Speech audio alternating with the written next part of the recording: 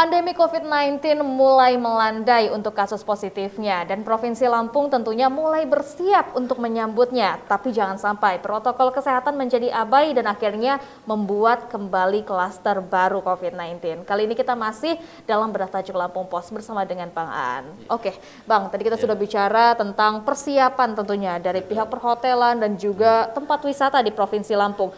Tapi Bang, apakah memang Lampung sendiri sebenarnya benar-benar sudah aman, Bang?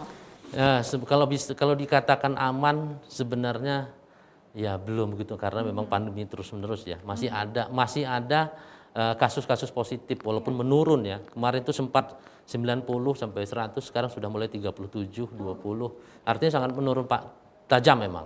Tapi memang kalau dikatakan aman, ya belum bisa juga dikatakan aman. Belum 100% ya. Kalau 100%. Kemudian capaian vaksin juga masih 24%. Yang katanya bisa membentuk kekebalan komunal ya. Artinya memang di sini masih ada celah-celah akan timbul gelombang baru atau paparan baru untuk kalau kita tidak hati-hati. Makanya dari awal memang Lampung Pos selalu menekankan bahwa protokol kesehatan adalah harga mati gitu loh. Lagi pula sebenarnya protokol kesehatan ini mestinya tidak hanya di masa pandemi, gitu ya.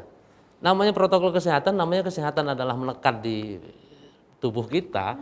Artinya memang harus diingatkan terus bahwa kita harus melaksanakan protokol kesehatan. Ya, sebenarnya ini juga menjadi momen bagi kita untuk membiasakan diri seperti pola hidup bersih dan sehat. Kemudian juga kita bisa memakan makanan yang bergizi, begitu ya. Dan sebenarnya protokol kesehatan itu adalah pelengkap. Apabila kita tadi sudah membiasakan itu tadi menjadi sebuah kebiasaan, maka selanjutnya tentunya protokol kesehatan. Nah, Bang, kalau kita lihat kan memang Lampung ini menjadi tujuan wisata. Seperti tadi kan dikatakan bahwasannya memang belum ada wisatawan di luar ya, masih lokal saja. Tetapi tentunya kita harus bersiap kan Bang ya, apalagi dari Palembang, kemudian juga dari luar Jawa. Nah, bagaimana Bang menurut Abang persiapan yang perlu kita lakukan? Nah, yang ini kan kemarin kita dari data di perhotelan itu kawan-kawan di perhotelan itu menyatakan bahwa saat ini kunjungan ke hotel itu lebih besar pada kerja. Hari kerja? Oh. Bukan, kepentingan kerja. Kepentingan kerja, bukan wisata ya, bukan baik. wisata, ini kepentingan kerja. Tapi dari sini terlihat juga bahwa ternyata kunjungan itu dari jumlah 2.000 yang berdatang ke Lampung selama Juli, atau itu ada 20 orang WNA. Warga negara asing. Artinya kan memang juga ini menjadi warning kita bahwa mereka juga setelah bekerja pasti setelah melihat potensi wisata di Lampung mereka ingin berwisata kan gitu ya. Jadi kita juga harus bersiap bagaimana memberikan sosialisasi ke mereka bahwa protokol kesehatan itu penting segala macam, dan juga jangan sampai jangan sampai wisatawan itu bahkan dari luar daerah atau dari luar negeri terpapar di sini gara-gara wisata, kan kita juga hancur gitu loh. Harus sama-sama menjaga ya. Iya, sementara wisata di Lampung ini semenjak timbul akses mudah dari tol itu daerah-daerah kawasan provinsi di kawasan Pulau Sumatera di bagian utara gitu ya, di atas itu pada melirik Lampung semua gitu. Karena kita sebenarnya cukup banyak sekali pilihan ya, mau di gunung, mau di pantai gitu. Tentunya juga apalagi setelah pandemi kita hanya di rumah saja tuh kan kita rasanya pengen refreshing gitu ya. Iya betul, ada keinginan ya. Artinya mereka punya ekspektasi yang bagus-bagus lah di Lampung. Nah, ini tapi kabarnya ada dari pemerintah daerah yang sempat menggeretak ya beberapa tempat wisata nih dikarenakan sempat menimbulkan kerumunan. Nah, bagaimana menurut Bang Aan sendiri? Jadi 2 hari kemarin pada saat sehari kemarin Sabtu Minggu itu ternyata Bupati Pesawaran langsung ya turun langsung dan dia menegur 2 lokasi wisata yang dinilai berpotensi menimbulkan kerumunan, yaitu Mutun dan Putra Mutun. Nah, ini juga menjadi tanggung jawab dari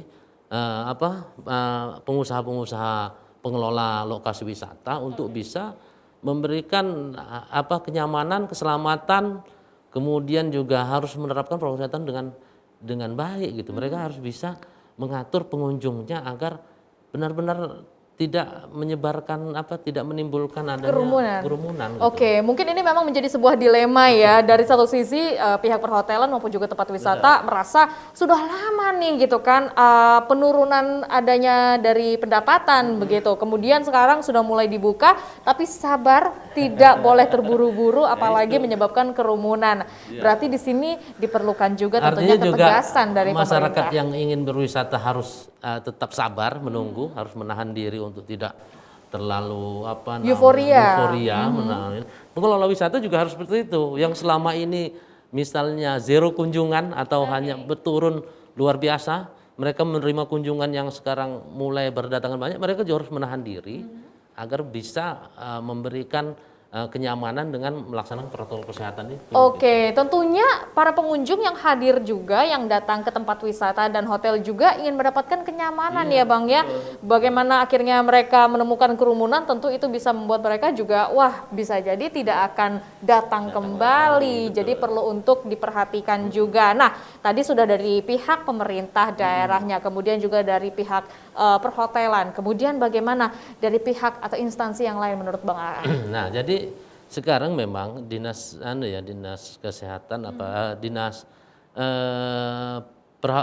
pariwisata itu juga memberikan sertifikat itu CHSE itu ya. CHSE itu menjadi salah satu tonggak untuk warning bagi pengelola wisata untuk menjalankan itu protokol kesehatan demi kenyamanan itu ya.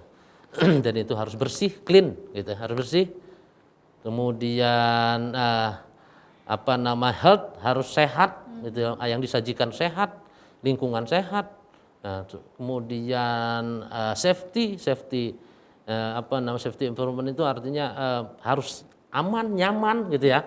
Aman dan nyaman itu mereka harus ciptakan, di samping memang harus kesehatan dan kebersihan itu menjadi nomor satu. Gitu. Oke, tentunya semuanya perlu kita lakukan agar tidak terjadi lagi untuk gelombang baru dari pengendalian COVID-19 ini. Baik, demikian untuk bedah tajuk Lampung Pos kali ini, tapi jangan kemana-mana. Setelah ini kita akan membahas trending topik apa saja yang ada di multi platform Lampung Pos Group. Tetaplah bersama kami.